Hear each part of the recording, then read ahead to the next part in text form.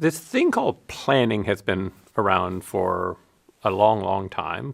People would plan out the activities they're going to engage in. More recently, has been a discipline called strategy. People have put those two things together to call something strategic planning. Unfortunately, those things are not the same, strategy and planning, so just putting them together and calling it strategic planning doesn't help. What most strategic planning is in the world of business has nothing to do with strategy. It's got the word, but it's not. It's a set of activities that the company says it's going to do. We're going to improve customer experience. We're going to open this new plant. We're going to start a new talent development program. A whole list of them, and they all sound good. But the results of all of those are not going to make the company happy because they didn't have a strategy. So what's a strategy? A strategy is an integrated set of choices that positions you on a playing field of your choice in a way that you win. So there's a theory. Strategy has a theory. Here's why we should be on this playing field, not this other one. And here's how, on that playing field, we're going to be better than anybody else at serving the customers on that playing field. That theory has to be coherent. It has to be doable. You have to be able to translate that into actions for it to be a great strategy. Planning does not have to have any such coherence. And it typically is what people in manufacturing want, the few things. They want to build a new plant, and the marketing people want to launch a new brand, and the talent people want to hire more people. There tends to be a list that has no internal coherence to it and no specification of a way that that is going to accomplish collectively some goal for the company. See, planning is quite comforting. Plans typically have to do with the resources you're going to spend. So we're going to build a plant. We're going to hire some people. We're going to launch a new product. Those are all things that are on the cost side of businesses. Who controls your costs? Who's the customer of your costs? The answer is you are. You decide how many square feet to lease, how many raw materials to buy, how many people to hire. Those are more comfortable because you control them. A strategy, on the other hand, specifies an outcome, a competitive outcome that you wish to achieve, which involves customers wanting your product or service enough that they will buy enough of it to make the profitability that you'd like to make. The tricky thing about that is that you don't control them. You might wish you could, but you can't. They decide, not you. That's a harder trick. So that means putting yourself out and saying, here's what we believe will happen. We can't prove it in advance. We can't guarantee it. But this is what we want to have happen and that we believe will happen.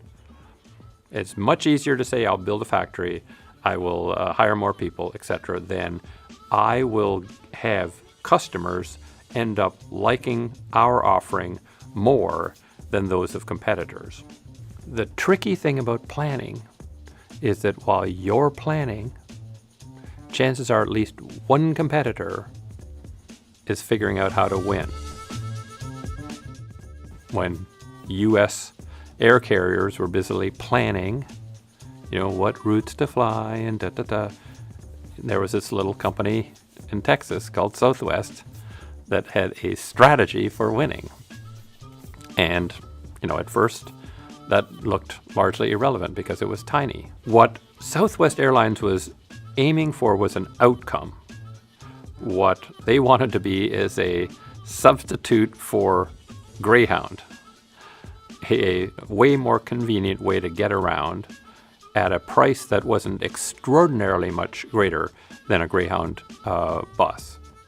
Southwest said everybody else is flying hub and spoke. They have hubs and they fly hub and spoke. We're going to fly point to point.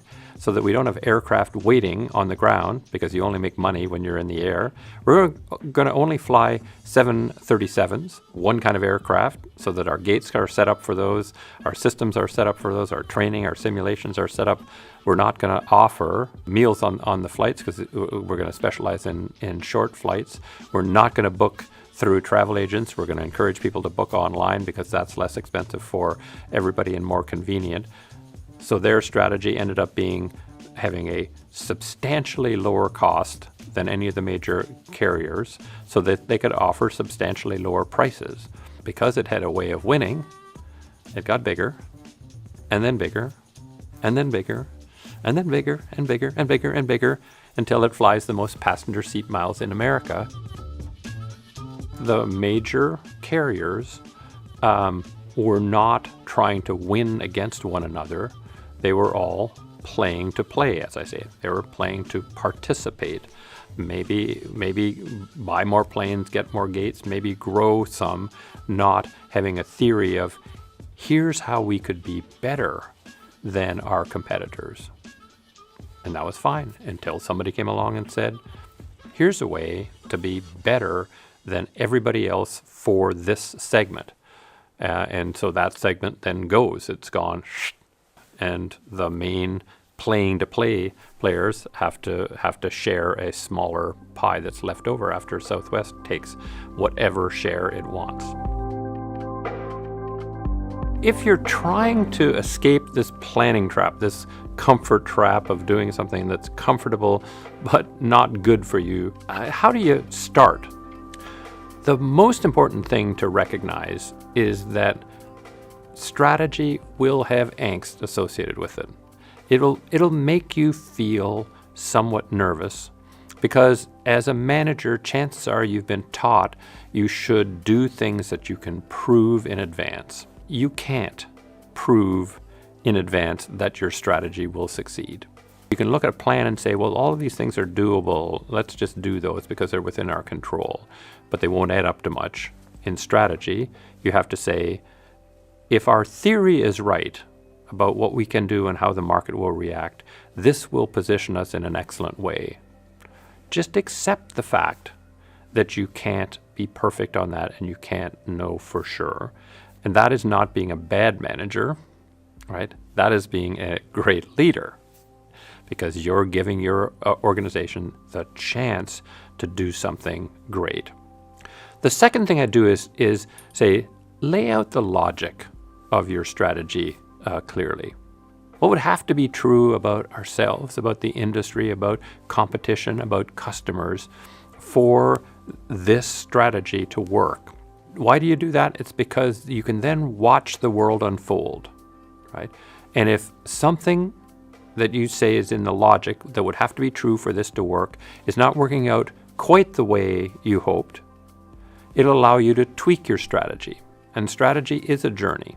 What you want to have is a mechanism for tweaking it, honing it, and refining it so it gets better and better as you go along. Another thing that helps with strategy is not letting it get overcomplicated.